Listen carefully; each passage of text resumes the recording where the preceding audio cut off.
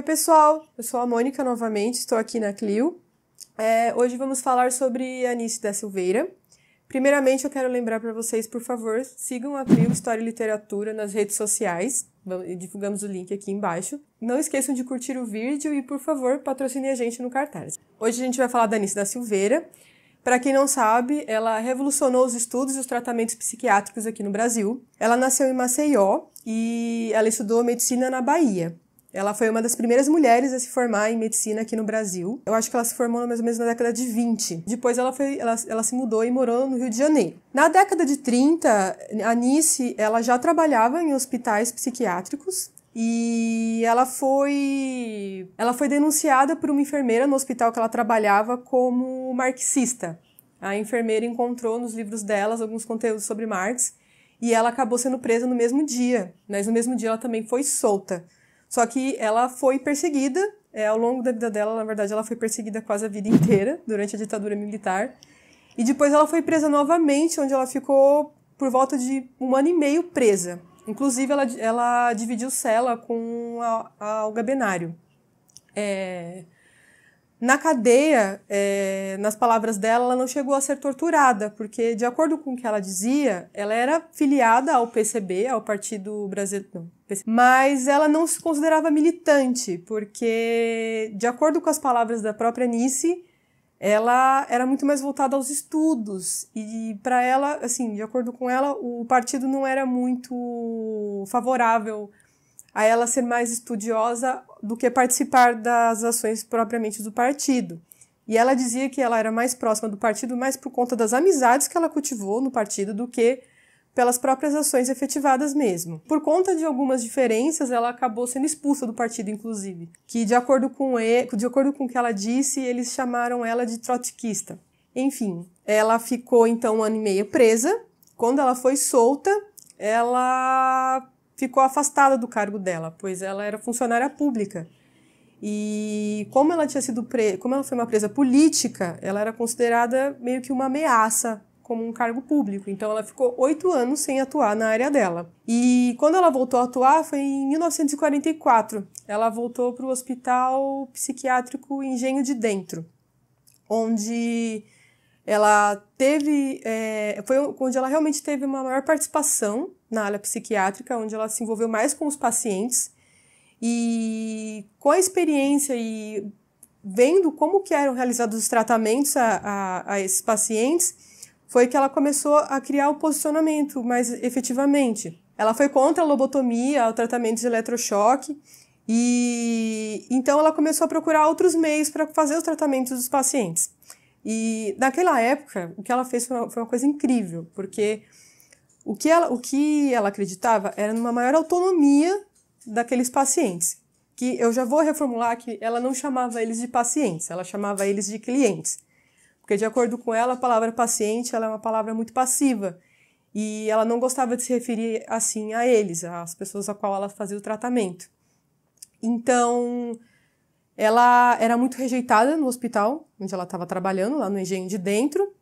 Além por ela também ser uma perseguida política, né, as pessoas conheciam a ideologia mais comunista que ela tinha, então isso também fazia ela ser rejeitada, e o fato dela ser mulher também. Então, naquela época, obviamente, ela já sofria muito machismo, mas ela sempre foi uma pessoa muito perseverante, assim. Ela tinha um gênio muito forte, o que eu acho incrível. Ela era muito firme, ela tinha muita firmeza no posicionamento dela. Então, por mais que as pessoas sempre eram contrárias ao que ela pregava e ao que ela acreditava, ela sempre firmava muito na convicção que ela tinha sobre o tratamento dos pacientes. E aí ela ocupou a área da terapia ocupacional desses pacientes, né, que na época era uma novidade. Tem um filme muito bom sobre a Anice, que é Anice, a Loucura do Amor, que é com a Glória Pires. Esse filme é muito bom porque ele retrata muito bem como que foi o tratamento que ela realizou com esses pacientes, né? Ela então procurou um pouco mais da autonomia deles e ela também queria humanizar essas pessoas, porque naquela época, o filme retrata bem isso também, você vê o espaço onde eles estavam habitando e parecia mais uma prisão do que um hospital. Você via corredores muito fechados, muito escuros, salas muito pequenas, e eles tinham inclusive uma solitária. Se esses pacientes não tivessem bom comportamento, eles ficavam na solitária. Era esse o próprio nome que eles davam nos hospitais. E ela já tinha essa visão, ela já enxergava isso, ela era muito contra esses tratamentos, ela acreditava muito na capacidade dessas pessoas, então ela começou a dar abertura para elas. E aí ela começou a fazer um tratamento com eles através das artes. No filme também mostra bastante isso, e ela acreditava que esses pacientes eles conseguiam de uma forma consciente, representar através das artes o que acontecia no inconsciente deles. Então, nas pinturas que eles realizavam, ela conseguia identificar um tipo de conversa que eles tentavam dialogar, né? Porque, assim, a maioria desses pacientes, eles não conseguiam conversar, eles não tinham abertura para conversa, devido à dificuldade mesmo deles conseguirem manter um diálogo. Então, ela, através das imagens que eles desenhavam, ela conseguia encontrar aspectos das vidas que eles tiveram antes deles serem presos.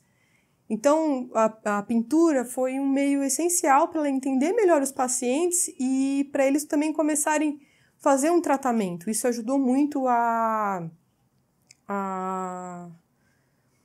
assim, eles não vou dizer cura, porque não era bem uma cura, mas eles começaram a se socializar mais. Eles conseguiram criar um vínculo entre eles mesmos nos hospitais, e isso foi muito bom porque ela deu uma abertura para visibilidade a essas pessoas no Brasil, que até então eles não eram nem tratados como pessoas.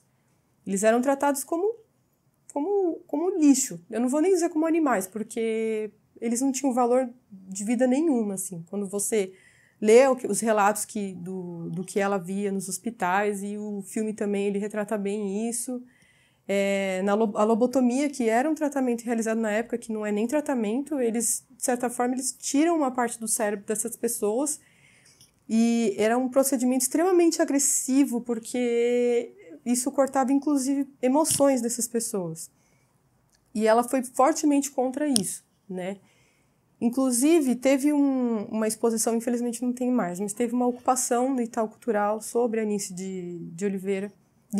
Nice da Silveira, que mostrava alguma dessas obras, e teve um paciente dela, que o nome dele era Lúcio, ele fazia esculturas. Mostrou a diferença da escultura dele antes e depois da lobotomia, e ele simplesmente não conseguia mais fazer as esculturas depois da lobotomia. E esses pacientes, eles tinham uns trabalhos incríveis, assim. Então, em 1952, ela criou o Museu de Imagens do Inconsciente, que eram com as obras dos pacientes que ela fazia o tratamento no hospital. Ela, inclusive, ela teve a ajuda do Mário Pedroso, que era um artista muito famoso na época, que deu visibilidade para esses pacientes. O museu, ele, inclusive, está aberto no Rio de Janeiro, com muitas obras. Tem pacientes que fizeram mais de 17 mil obras. Depois que ela começou esse tratamento, eles não pararam mais de fazer, inclusive. E depois também, ela era muito reprimida nesse hospital em que ela trabalhava, no Engenho de Dentro.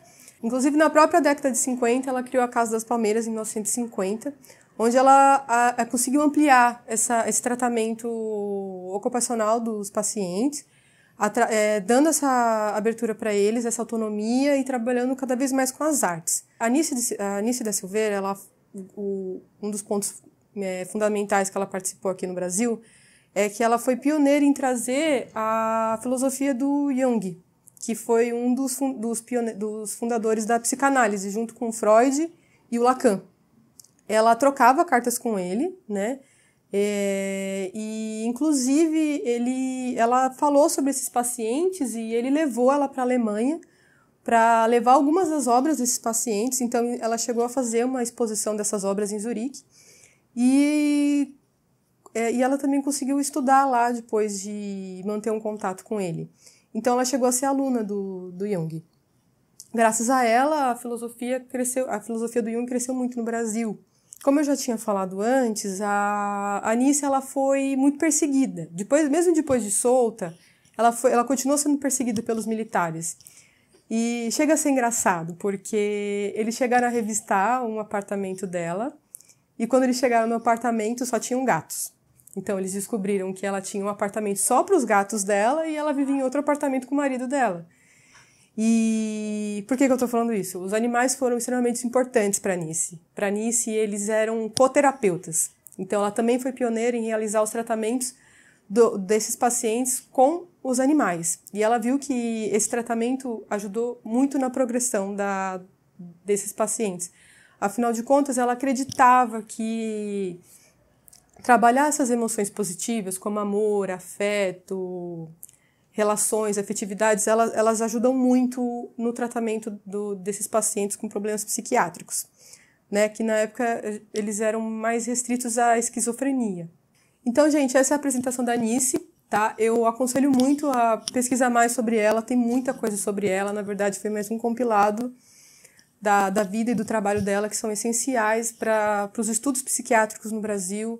Ela foi pioneira nesses estudos da coterapia, que foi o que eu falei, que era o estudo da terapia com os animais. Esse tratamento ocupacional em que ela dá visibilidade e autonomia a esses pacientes. Isso foi uma revolução nesses tratamentos, porque até então isso não existia.